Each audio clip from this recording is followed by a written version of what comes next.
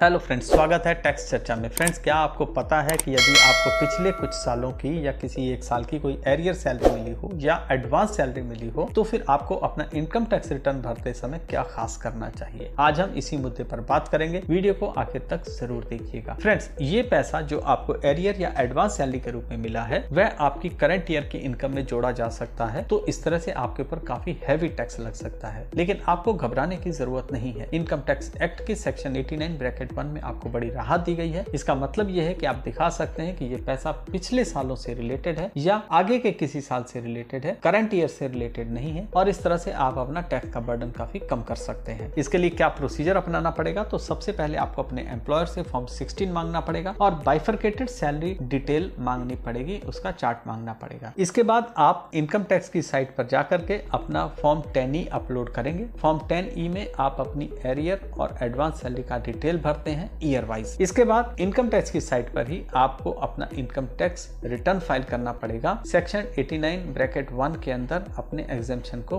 Claim करते हुए। Friends, ऐसा किया जाना क्यों जरूरी है, तो इसलिए कि अगर आप ये क्लेम नहीं करेंगे तो पूरा पैसा, जैसा कि हमने आपको शुरू में बताया, आपकी करंट ईयर की इनकम में जोड़ा जा सकता है और आपको हैवी टैक्स देना पड़ सकता है। फॉर्म 10E से फायदा ये होता है कि आप अपनी tax calculation year wise divide कर देते हैं और आपका टैक्स का बर्डन करंट ईयर में काफी कम हो जाता है, बिल्कुल सही हो जाता है, जो कि एक्चुअली होना चाहिए। तो फ्रेंड्स, इसी तरह की छोटी छोटी और काम की जानकारियों के लिए हमारे चैनल के साथ बने रहिए। वीडियो अच्छी लगी हो तो इसे लाइक और शेयर भी जरूर कर दें। बहुत बहुत धन्यवाद।